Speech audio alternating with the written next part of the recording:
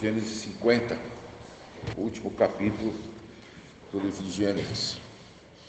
Eu vou ler a partir do 49, 33, que é o último versículo do capítulo anterior, para que forme o contexto ideal.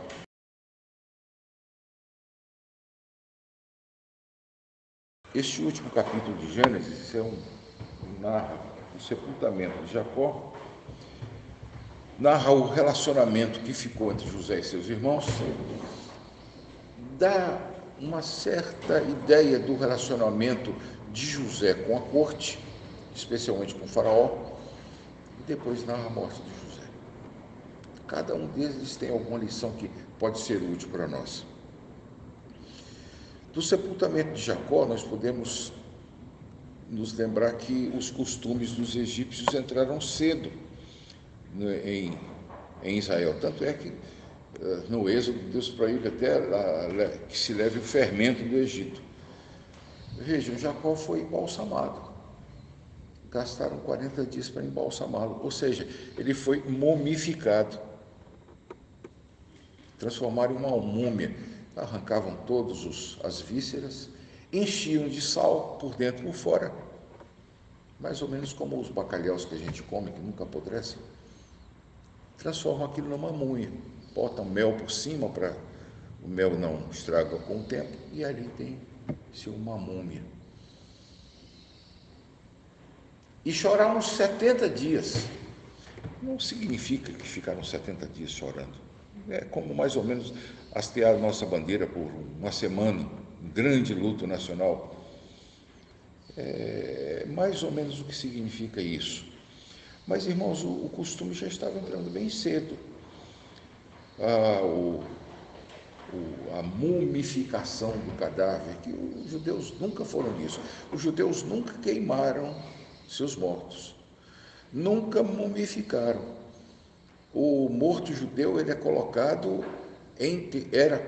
em tecido, enrolado em tecido, colocado na terra.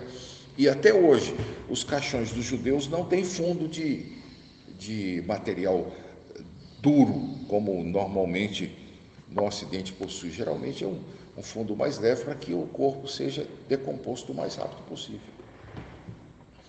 Preserva-se a aparência externa, mas o corpo já entra em contato direto com a terra. Se não direto, semidireto com a terra, protegido apenas por panos. O segundo relacionamento de José com seus irmãos tem um texto fantástico, que é a repetição de José.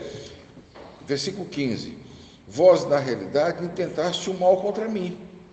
Deus, porém, o tornou em bem, para fazer, como vedes agora, que se conserve muita gente em vida. Muitos foram conservados em vida. Mas o preço disso foi alto. Desarmonia da família é o mínimo. Houve uma série de problemas. Nós já vimos como a economia do Egito praticamente foi toda estatizadíssima. José comprou tudo, inclusive a vida dos devedores.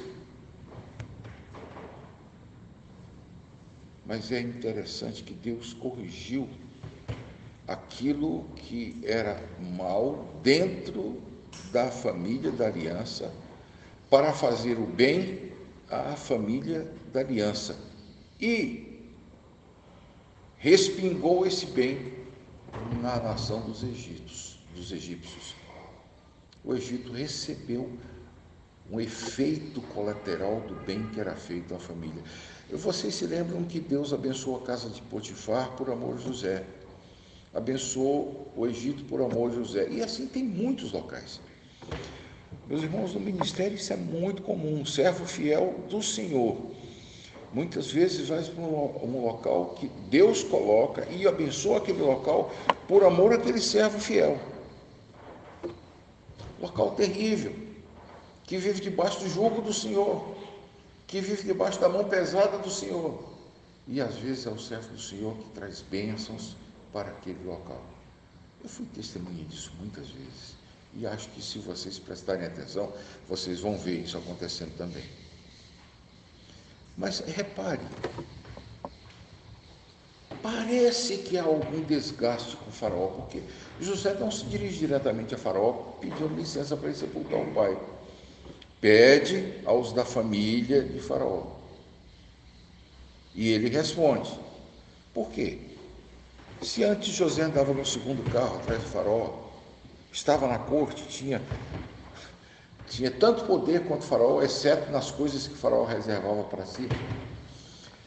Meus irmãos, nós temos que lembrar de 3 coisas bem claras aqui, talvez 4, mas 3 são bem claras aqui, que isso acontece, isso não é questão de doutrina ou de teologia, isso é questão do conviver diário.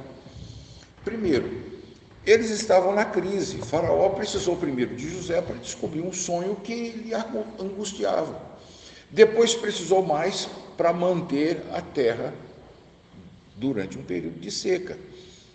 Quando se precisa muito de uma pessoa, aquela pessoa tem acesso à maior intimidade possível. E isso vocês vão descobrir no ministério. Se vocês forem muito úteis em determinada igreja, rapaz, vocês recebem os maiores privilégios de companhia e amizade de todas as pessoas importantes da igreja. Mas quando você começa a tocar na ferida e começa a mostrar o erro, de repente, não é que o conselho esteja fazendo a reunião, mas é que está fazendo um churrasquinho separado, só os presbíteros, ou só os diáconos, ou só as famílias que formam opinião, e às vezes você nem sabe. Isso é muito comum. Então, o primeiro caso, crise. A segunda, José comprou tudo que tinha que comprar. José comprou a terra, José comprou os animais, José comprou o povo. Aliás, antes de comprar a terra, José já tinha todo o dinheiro que tinha lá. Todo o dinheiro lá de Canaã e do Egito foi parar na mão dele. Trocaram por comida. Lembrem-se, 7 anos de fome. E o único que tinha comida era José. E certamente José não ficou com dinheiro, passou todo para Faraó.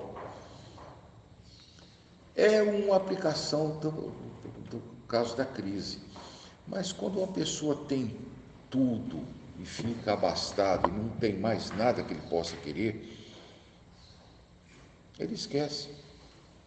Certa igreja, conselho de 4, nunca se reunia com 4, sempre faltava um. E eu perguntava o que houve. Eu tenho que visitar meu filho, mas sempre tem escala de um que visita um filho. Porque quando tem reunião do conselho, as mulheres já têm um trato de se reunir e a gente fica mais livre e a gente aproveita para visitar os parentes. É mais ou menos assim. Está tranquilo? Não tem problema. Está debaixo de agonia? Puxa vida, eu nunca vi uma pessoa orar com tanto fervor quando lhe toca a doença ou algum problema financeiro. A pessoa bate o joelho no chão e ora fervorosamente. Quando o saldo está grande, tem até investimentos, tem até tranquilidade de saúde, é como a semente debaixo dos espinhos. Ela fica quietinha, se desenvolve, ela faz o que quer. Talvez essa seja a segunda ou a terceira razão. E repare que José agora assume o papel de hebreu mesmo. Antes todos sabiam que ele era hebreu, mas ele se vestia como egípcio, ele falava a língua dos egípcios. Agora não, vem os irmãos. 70 pessoas vieram. E agora ele está cuidando dos irmãos. É claro que o Faraó fica um pouco distante deles. Mas ele continua amigo dos seus subalternos, o que é uma qualidade muito rara, ser amigo dos subalternos. Reparem que quando eles foram sepultar Jacó, foram todos os comandantes, todos os oficiais, todas as pessoas amigas de José. Isso é uma qualidade. É mais importante para você ser amigo de uma ovelha do que ser amigo daqueles que acham que são dono da igreja. Tem muitos donos de igreja. Cada igreja tem alguém que acha que manda nela mais do que o pastor. Se preparem que vocês vão enfrentar isso. Eu espero que não enfrentem.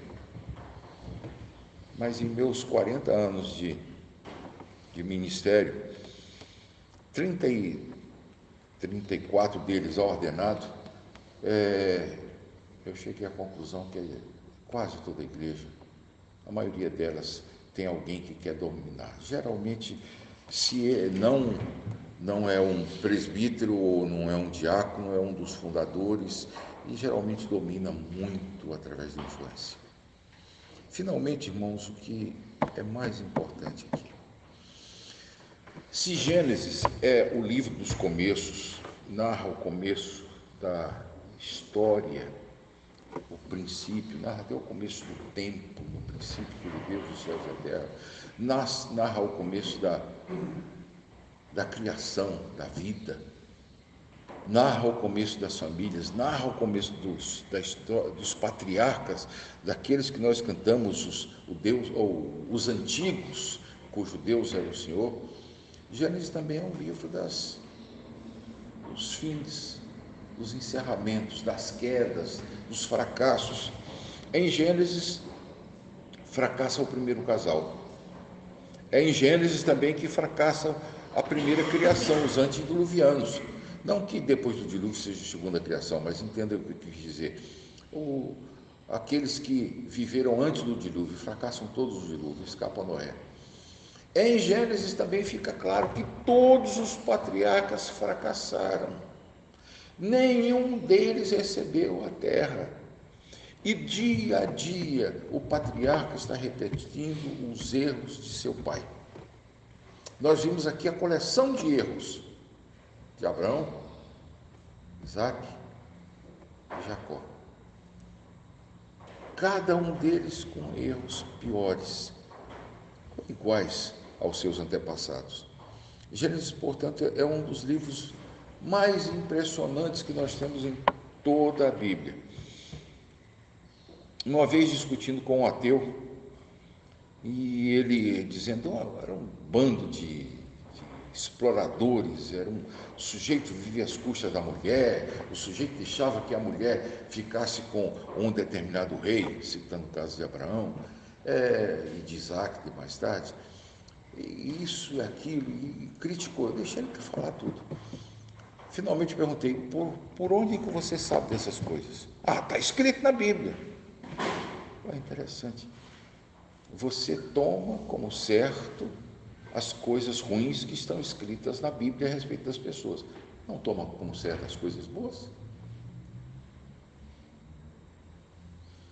É através do Gênesis que nós ficamos sabendo, não apenas o que Deus quer, mas ficamos sabendo que nós não conseguimos cumprir. Já no Gênesis fica isso bem claro.